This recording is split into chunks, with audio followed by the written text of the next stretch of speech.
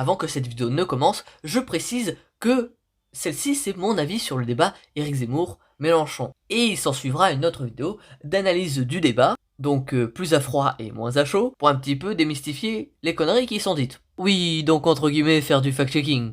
Ah oui, c'est vrai, le fact-checking. C'est vrai qu'il y en a eu, mais qu'il est un peu aux fraises. Donc on remettra les pendules à l'heure. Bonjour à toutes et à tous, c'est Ekion. Je suis déçu, j'avais fait une bonne intro, mais comme j'avais oublié de mettre le micro, bah du coup, il n'y avait pas de son et c'était nul. Bref, Jean-Luc Mélenchon contre Éric Zemmour, qui est le gagnant. Et je vais vous spoil, personne n'a gagné. Et là, à l'instant de cette affirmation, les zémouristes vont me dire « Bah non, c'est évident, c'est Zemmour qui a gagné, il a totalement déglingué Mélenchon, il a mis en PLS, comme on dit. » Et les mélenchonistes, ou les gens de gauche, vont dire « Bah non, c'est Mélenchon qui a plié le débat, hop, Zemmour, KO. » Alors oui, sauf que non. Déjà, avant de commencer à expliquer pourquoi personne n'a gagné, je vais vous parler des différentes formes de débat qui existent. Personnellement, j'en distingue 3 différentes.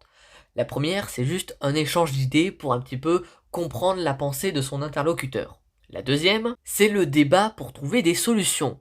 Donc on discute entre nous, soit on part sur une base où les gens sont en total opposé, soit les gens ont des idées plus ou moins proches, et ils essayent de réfléchir ensemble pour trouver une solution à un problème donné. Et la troisième forme de débat, c'est le débat de confrontation, ce que j'appelle les débats politiques, même si ça ne s'applique pas qu'en politique, mais très souvent en politique, puisque le but d'un débat de confrontation, ce n'est pas d'échanger librement entre deux personnes, non, le débat de confrontation sert plutôt à, entre guillemets, détruire son adversaire et montrer qu'on a raison, imposer son avis. C'est à ça que sert un débat de confrontation, parce qu'évidemment, les politiques, ils veulent qu'on vote pour eux. Donc dans un débat politique où il y a plusieurs personnes qui sont candidats, eh bien les gens vont forcément dire ah, c'est moi qui ai raison et pas plutôt à échanger librement. Hein, logique. Et là les gens vont me dire ouais mais Zemmour il est pas candidat. Certes, sauf que ça reste tout de même un débat de confrontation puisque le but c'est pas juste d'échanger pour savoir ce que pense l'autre, hein, et le but n'est pas non plus d'échanger pour trouver une solution à un problème donné. Surtout tout le monde l'a vu, c'est un affrontement. Hein. Maintenant qu'on est au clair là-dessus, je vais pouvoir expliquer pourquoi ni Mélenchon ni Zemmour n'a gagné. On va d'abord parler de la première partie de ce débat, qui était donc sur les thèmes de Zemmour. Et là, j'ai été un petit peu déçu de Mélenchon. Pas parce qu'il avait tort dans ce qu'il disait, mais tout simplement parce que je trouve qu'il n'avait pas suffisamment bien répondu à Zemmour. Alors bien sûr, avec le recul, et quand on n'est pas directement dans le débat, on peut toujours se dire « Bah, il aurait fallu dire ça. Moi, à sa place, j'aurais dit ça. » C'est vrai que c'est très facile de dire ça. N'empêche que je trouve qu'il n'a pas suffisamment bien contredit Zemmour. Attention, ça veut pas dire que Zemmour avait raison. Non. Mais là, je vais parler de comment marche un débat de confrontation. Le but, c'est de donner l'apparence d'avoir raison et pas d'avoir raison. Hein. Ça se saurait sinon. Et donc là, lors de cette petite analyse de ce débat, je ne parle que de donner l'apparence d'avoir raison. Je parle pas de qui c'est qui a raison ou tort. Et là, personne donnait plus l'apparence d'avoir raison qu'un autre. Aucun des deux intervenants n'a su balader l'autre et ils ont à chaque fois pu répondre. Et donc là, dans ce qui en est de donner l'apparence d'avoir raison, il n'y a rien qui change. Comme j'ai dit tout à l'heure, les gens pour Zemmour, pour eux c'est lui qui a raison et qui a gagné ce débat. Et pour ceux qui sont pour Mélenchon, ils disent que c'est lui. Ce que je veux dire par là, dans ce débat, tout le monde a des partis pris et des préjugés, et aucun n'a été bousculé.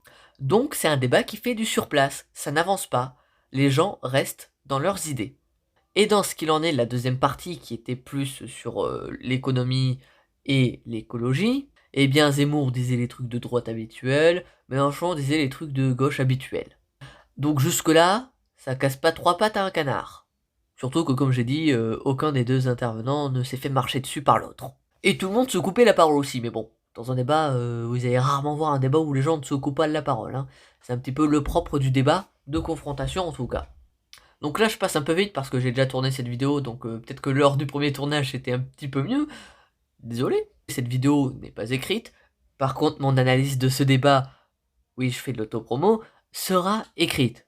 Puisque quand même pour analyser 2 heures de débat et fact-checker un petit peu ce qui est dit, faut du temps. Ensuite sur la partie écologie, et là j'ai trouvé Mélenchon assez mauvais par contre. J'ai trouvé Zemmour très nul, mais j'ai pas non plus trouvé Mélenchon bon.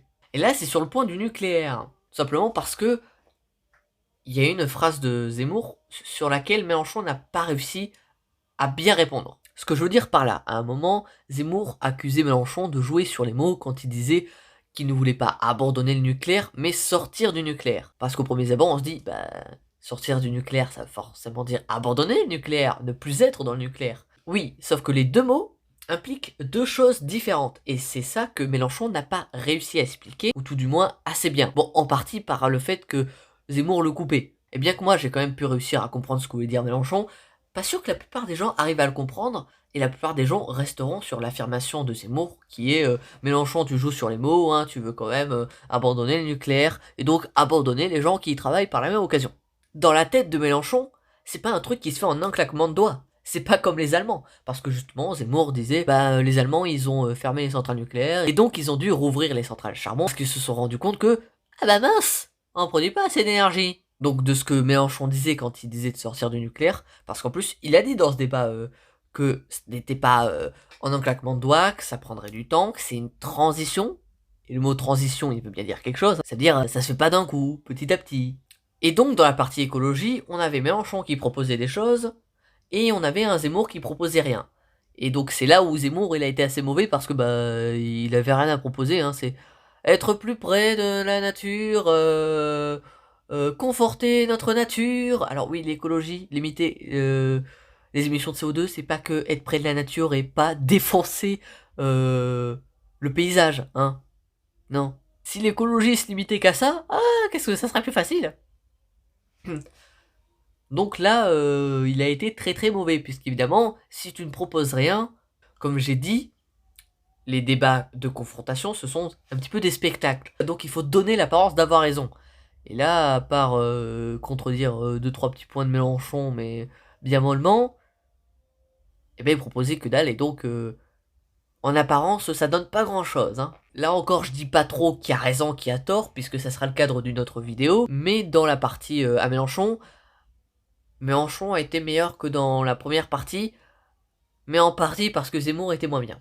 Donc, lors de la seconde partie de ce débat, Mélenchon a certes été meilleur pour répondre à Zemmour, mais il était tout de même assez moyen. Et là, Mélenchon, il avait un peu plus l'avantage parce que bah, Zemmour, il était un peu plus nul et tout ce qu'il savait faire, c'était de l'attaque. Bien que, en apparence, l'attaque, ça fonctionne bien aussi. Au mieux être dans l'attaque que dans la défense. Donc voilà, merci d'avoir cette vidéo, j'espère qu'elle vous aura plu ou pas. Si c'est le cas, vous savez quoi faire, vous pouvez lâcher un like ou pas.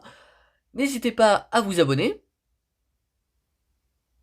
Oui, là je dis pas ou pas parce que bah, c'est quand même cool que vous vous abonniez. Et évidemment, commentez cette vidéo, en bien comme en mal, du moment qu'il n'y a pas d'insultes, je vais pas supprimer. Par contre, hein, je vous le dis, hein, à la première insulte, bah, je supprime, hein, c'est logique. Mais si les gens arrivent à discuter dans le respect malgré qu'on soit pas d'accord, y a pas de souci. Voilà, bah je vous dis à la prochaine pour une future vidéo, qui sera probablement sur un seul thème, contrairement à l'épisode précédent, parce que j'avais commencé à écrire un TC short dessus, et je me suis dit, ah non, ça serait trop long. Voilà. Allez, ciao!